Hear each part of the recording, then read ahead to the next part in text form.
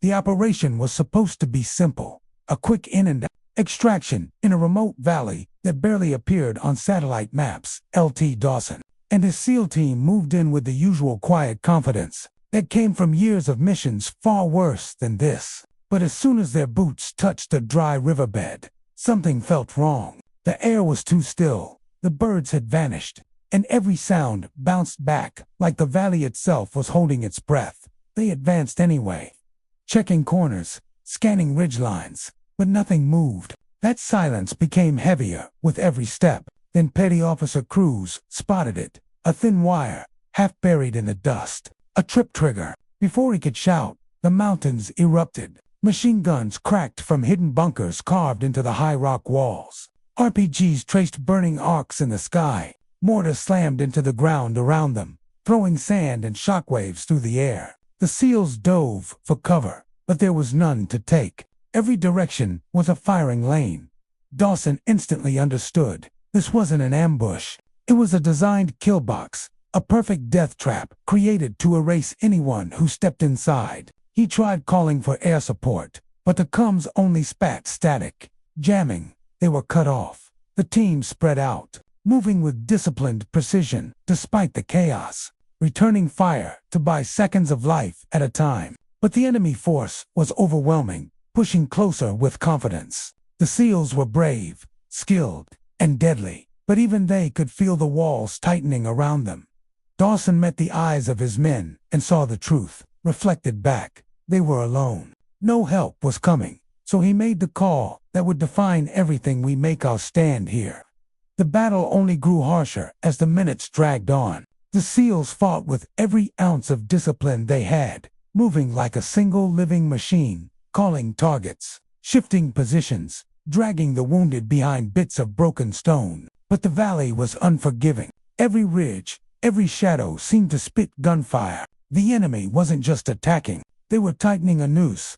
Petty Officer Malik took a round to the shoulder while covering the left flank. Before he could fall, Dawson grabbed him and pulled him behind a half-collapsed boulder, blood already soaking through Malik's vest. No medikits left, no time to breathe. They patched him with torn fabric and kept shooting. An RPG slammed into the riverbed, flipping sand like a giant fist and blowing two men off their feet. The shockwave left ears ringing, eyes burning, and lungs filled with dust. Still, the SEALs held their line, firing with controlled bursts, refusing to give the enemy a clean approach.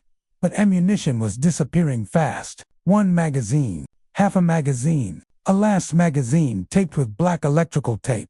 Dawson checked his vest and felt the cold truth. They were minutes from empty. He could see the same realization spreading across his team. This wasn't courage anymore. It was survival clawing against inevitability. The enemy advanced with confidence, believing the Americans were finally breaking. More machine guns opened up from above, and the ridgeline started flooding with fighters. The SEALs shrank deeper into the shallow riverbed, pinned, surrounded, bleeding, but refusing to surrender.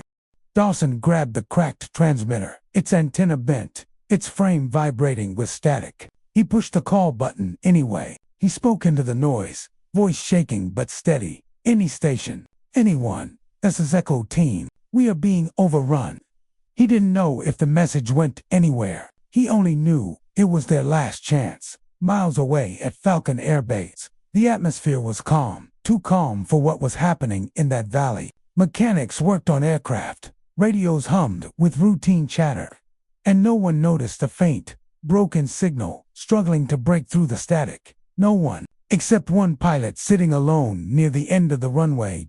Captain Aria Hale, call sign Valkyrie, was reviewing flight logs when the transmitter on her belt crackled with a dying whisper. She froze. The voice was weak, distorted, buried under interference, but she knew it. She would know that voice anywhere. L.T. Dawson, years ago.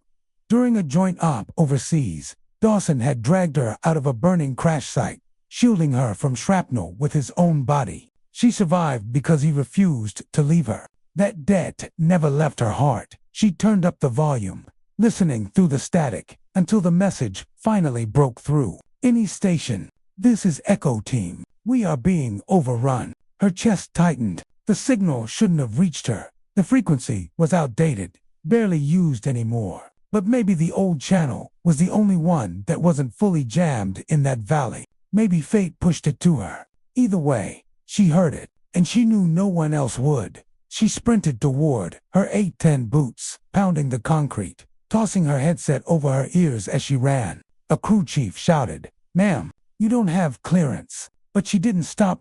Inside the cockpit, she strapped in with shaking hands, not from fear, but from urgency. She slammed the throttle forward, engines howling awake like angry beasts. Command tried to call her back. She ignored it. Her voice was low, steady, and filled with something unbreakable. "Echo team, hold on. Valkyrie is coming."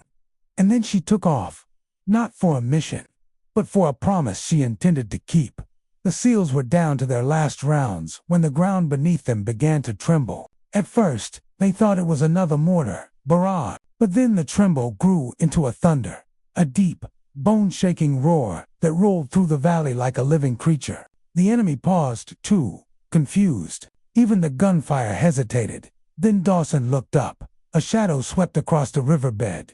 Low, impossibly low. Dirt exploded upward in a long wave behind it, as if the earth itself was being peeled open. And then they saw it, an A-10 Warthog tearing through the valley at dirt-level height, lower than anyone sane would fly. Engines screaming as the aircraft hugged the canyon floor. Valkyrie had arrived. Her first pass came without warning. The GAU-8 Avenger cannon lit up, spitting a stream of fire that sounded like the sky ripping apart. A wall of enemy fighters vanished in a cloud of dirt and shattered metal. The SEALs felt the shockwave hit their chests like a punch. Valkyrie didn't climb. She didn't circle. She dug deeper, flying so close to the ground that her wings sent dust spiraling like small sandstorms. Branches snapped against her fuselage. The enemy's RPG gunners couldn't even aim. She was too fast, too low, too furious. Her second run hammered the bunkers collapsed. Machine guns went silent. Fighters who had seemed fearless moments before now scattered like insects. The SEALs watched in stunned disbelief. She wasn't flying like a pilot. She was flying like someone who refused to let death touch the men she owed her life to. Every pass was a promise. Every explosion was a message. "You're not dying today." And for the first time since the ambush began, hope returned to the valley. When the last ridge finally fell silent, the valley changed. The smoke stopped rising. The echoes of gunfire faded into a haunted stillness. For a moment, the SEALs wondered if this was another trick, another pause before the next wave. But then they saw the A-10 circle back, slow and controlled, like a guardian angel, making one final sweep to ensure death was truly gone. Valkyrie wasn't finished. Instead of climbing out of the valley like any pilot would, she banked sharply and descended again, lower, lower, too low. Dawson realized what she was doing before anyone else did. "She's not leaving," he whispered. "She's landing."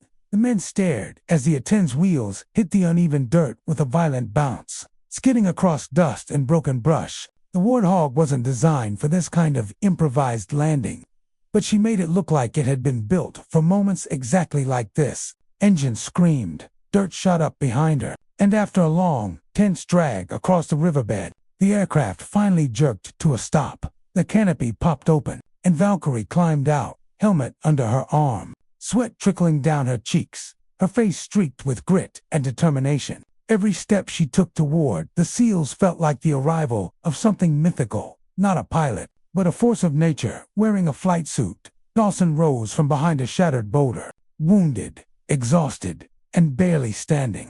"You shouldn't have come," he said, voice cracking with both disbelief and gratitude. She smiled, a tired, honest smile. "You saved me once," she said softly. "Today was my turn." The SEALs gathered around her, each one staring at her like she'd rewritten the rules of war.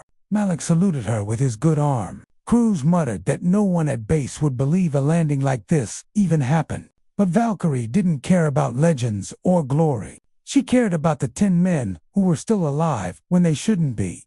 Minutes later, evac helicopters thundered in, guided by the signal from Valkyrie's emergency beacon. Medics rushed, the wounded aboard, Dawson was the last to step onto the bird, stopping only to give Valkyrie one long, grateful look. As the helicopter lifted them out of the valley, the SEALs watched her standing beside her dirt-covered A-10 alone, unshaken, and unbreakable. One truth settled into every man's heart. Their last stand didn't end because they were strong. It ended because she refused to let them fall.